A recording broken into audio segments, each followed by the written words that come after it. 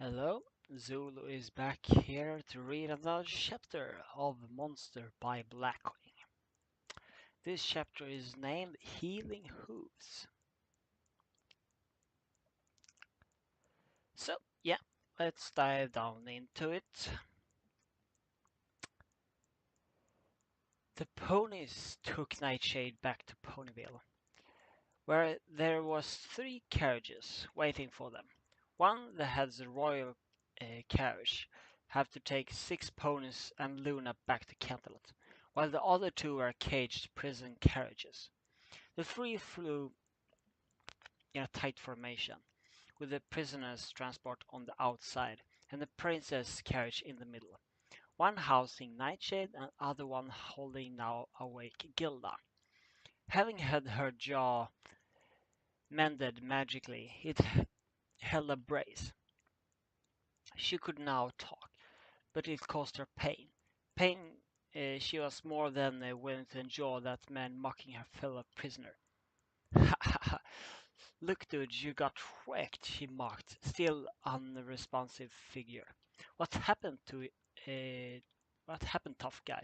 Suddenly you such a wimp? You should have just were a loser if you were sticking up for that lame orange Pegasus. Shut up, Gilla. I have half a mind to get back there and break your jaw again, said Rainbow Dash. What do you mean by sticking up for? Gilda didn't answer, mostly because Dash wasn't one who say that she would do something and not do it. I don't know for sure, said Applejack. But when we was bringing him here, a bunch of pony folks were asking if my sister was okay. Said some griffin was attacking her and her friends before it got clocked by the hooded thing. I think that might have been him. Well, if that's being the case, it might explain what's happening in the town square fairly clearly, said Retty. In which case, I think we might have been a little rough on the dear. He was only trying to help, it seems. She had looked nervously at the wreck of a monster. Still unmoving, Bloodshine shrunk a little. But that still doesn't explain what he was doing in Ponyville. He tried to escape us in the forest, so he's probably lived in there. Why would he come into Ponyville on a nightmare night of all the times? Said Twilight. It doesn't make any sense. Well, I guess we can ask him when he wakes up, Applejack returned. Aldous looked at her with a bit of surprise. Something I said? What do you mean by ask him? He's a forest monster. He can't talk. Rainbow piped up. Sure he can. When I tried to buck him, he told me that the same trick won't work twice, she returned. Which makes me remember something. About a year ago, I got up in the middle of the forest. I could have swore there some vermin stealing my apples. I went to the edge of the farm, bucked the tree and something black fell out of it. Applejack thought. When it stood up, I I went and bucked it. After I felt a pain in my stomach, and it got up and ran off. I though pulled a muscle or something. I went into the wood. It went into the woods and didn't come back. Twilight was listening intently the whole time. Listen, Everpony. From what I have, I'm fairly certain I have understand the nature of this creature's ability. Everyone listened intently. When Fluttershy saw it, it was ill, and all the plants died around it. When Rainbow Dash hit it, it miraculously healed, and the wound appeared on her. Dash rubbed her sore head. While Applejack kicked it, she felt the pain of the injury, while the creature recovered from his own, at least partly. Twilight continued. It is my hypothesis that the creature is capable of passing its injuries on to other life forms. While it's not required to do so, it prefer to return the damage to whoever inflicted. Luna agreed. That were her hypothesis, and it matches her sister's pupils to a T. Yep. There was one thing that was missing from, however. I believe it may be able to do this with exhaustion as well. Luna spoke up. The distance from the town square to the forest edge is great, and he is running the entire time. He should have been at least winded. Either he has more stamina than a marathon runner, or he had able to absorb from others, which is how he was able to tire us out to the point as we fell asleep, exclaimed Twilight. Exactly, said Luna. Although we don't know for sure, said Applejack. We have to ask when he awakes. Yeah, if he awakes at all, said Rainbow curly. She never was one of the sensitive. Twilight shot her a nasty glare. Well, come on, just look at him. Fluttershy finally spoke, although it has barely enough to be heard, and it had to be told to speak louder several times. It wasn't trying to hurt us. It was just made to us to fall asleep, so I could get away. So it could get away, she said in a shaky tone, meaning that it wasn't even if it hadn't been caught, we would have just woken up on our own. It seems so, Luna said. Fluttershy looked over to the monster, and instead of feeling fear or pity, she felt something that she had not felt in a very long time: guilt. Visibly shrieking and letting out a soft eep, she looked at the poor thing, realizing the mental state it must be in. Even a couple of hours after she had stopped her stare, it was still shaken out of its wits, and she had caused it. Meanwhile, being unconscious, due to the mental stress of Fluttershy's stare, Nightshade found himself standing next to Lyra once again. Well, well, you have sure caused a ruckus in town. Every pony got crazy with the questions, Lyra said. Why didn't you tell me you were in Equestria? No answer. She stared at him and realized that he didn't even notice her. He was just staring off into the distance.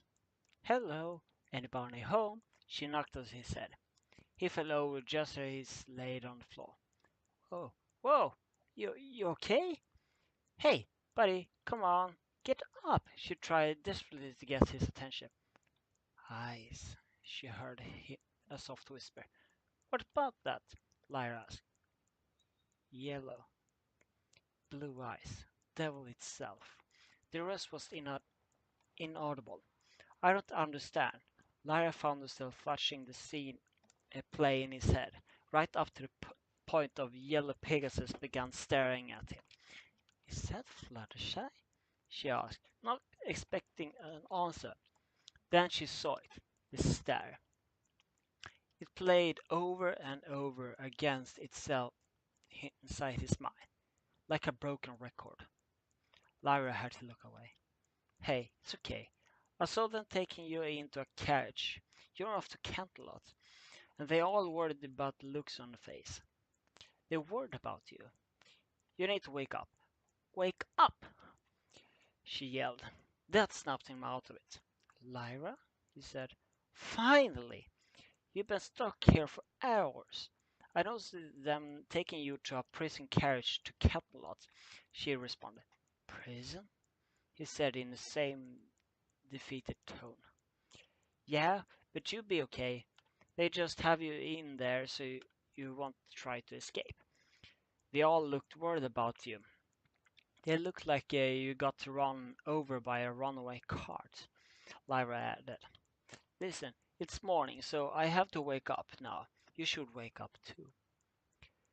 They're going to talk with you, and they settle the whole thing.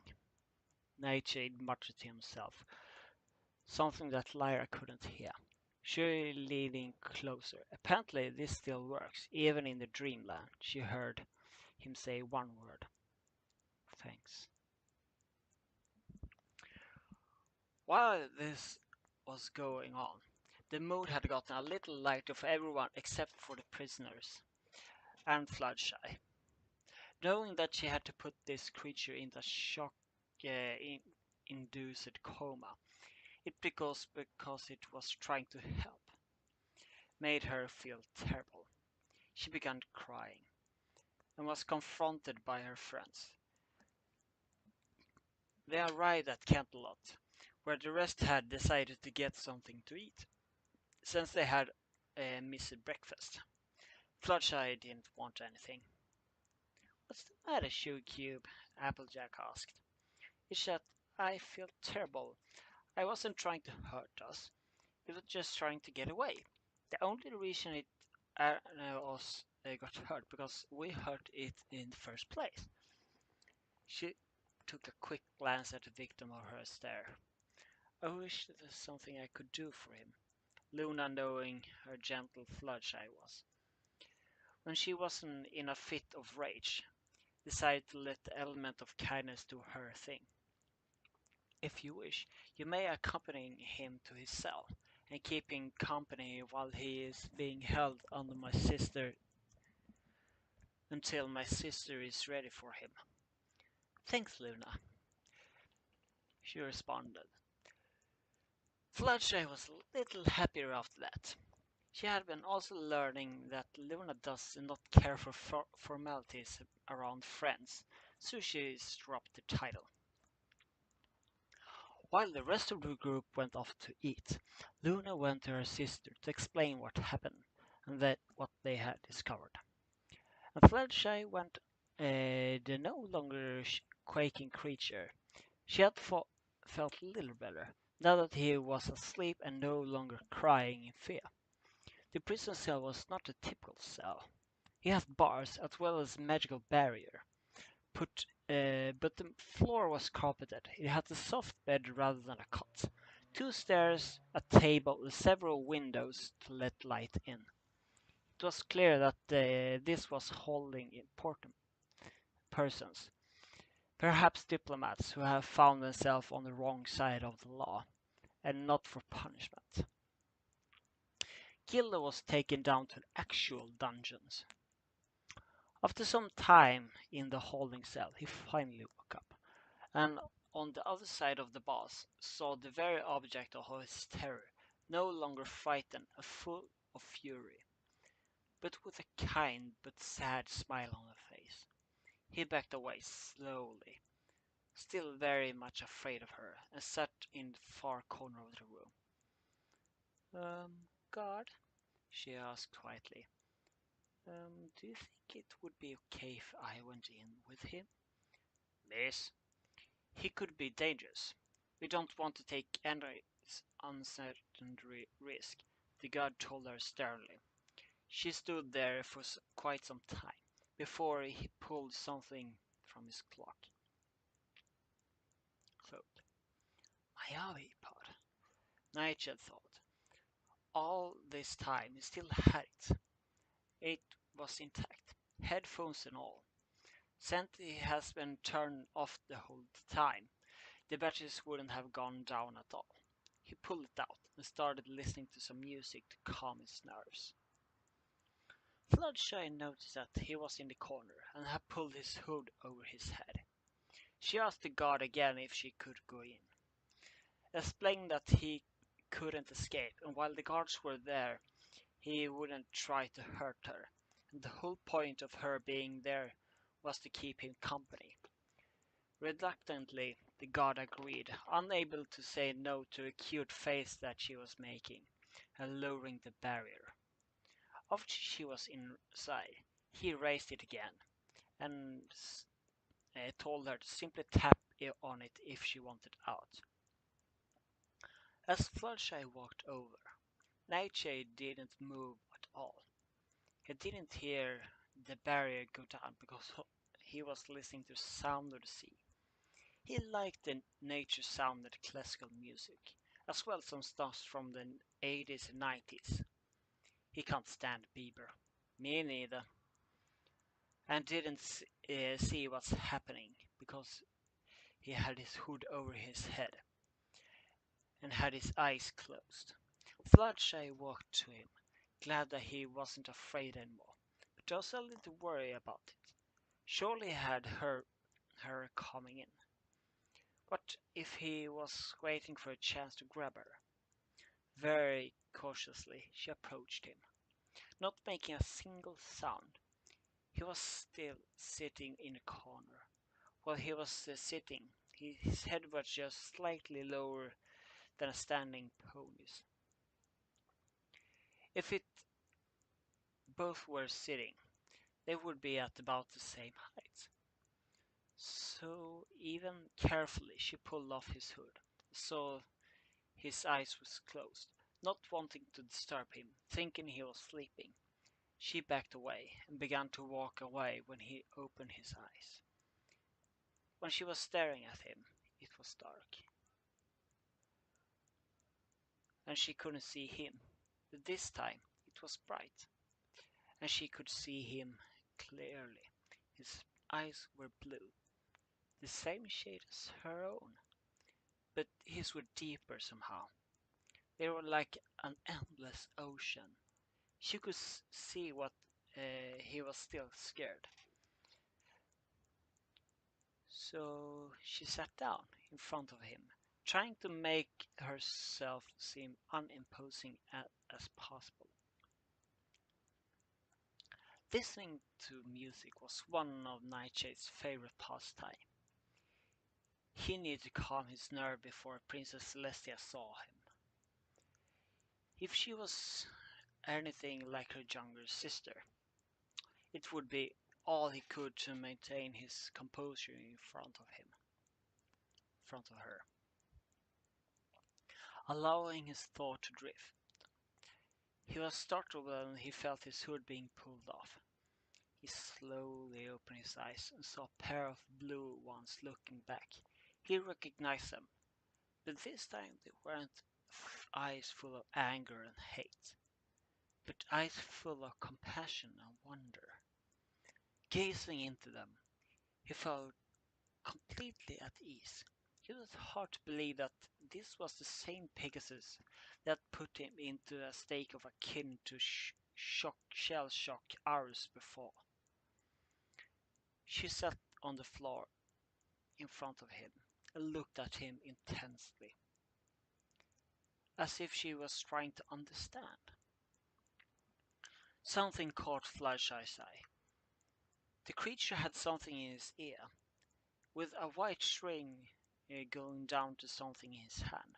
Wondering what it was, she pulled one of them out and looked at it confused.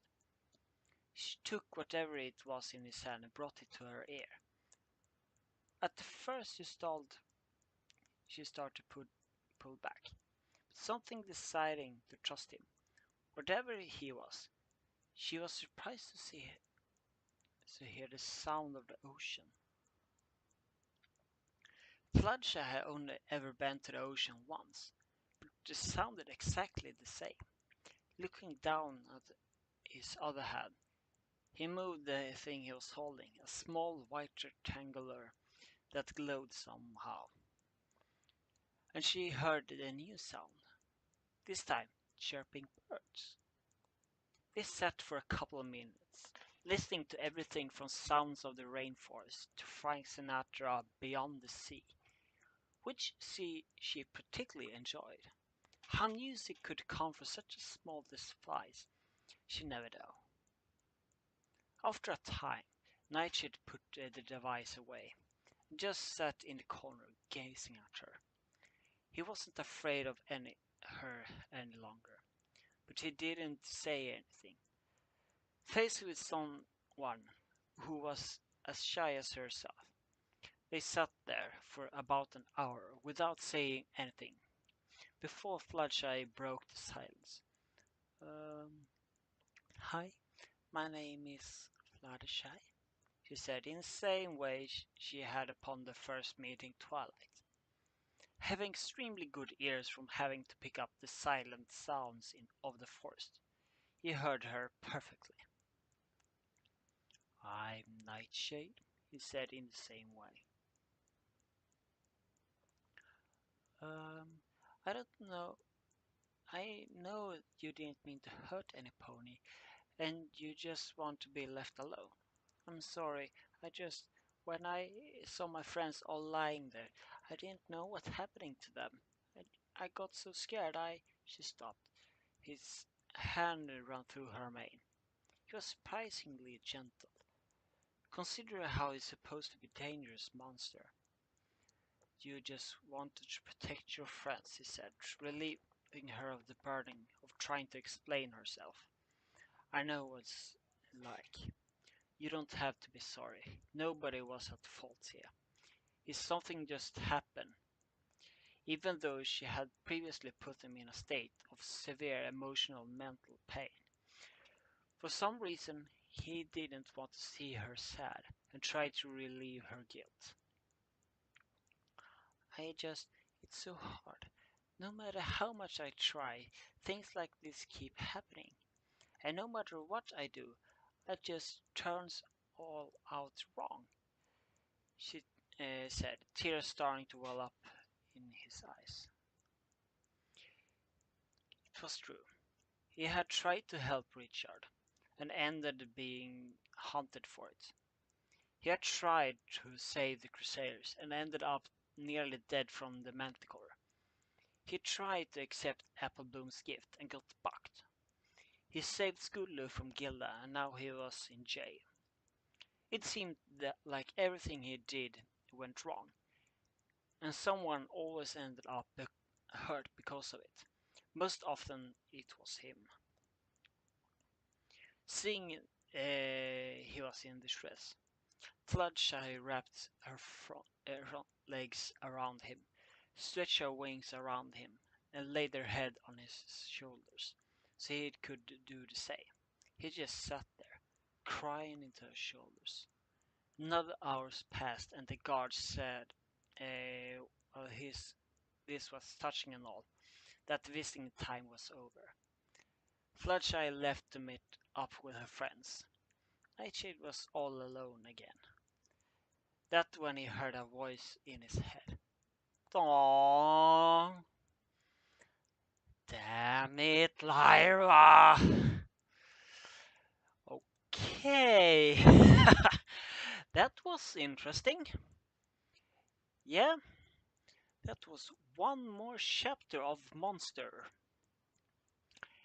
Yeah, my friends, this is one epic story to read and, yeah, being able to listen to for your part. I hope, at least. I will do my best to keep on reading until this is over. Zula out.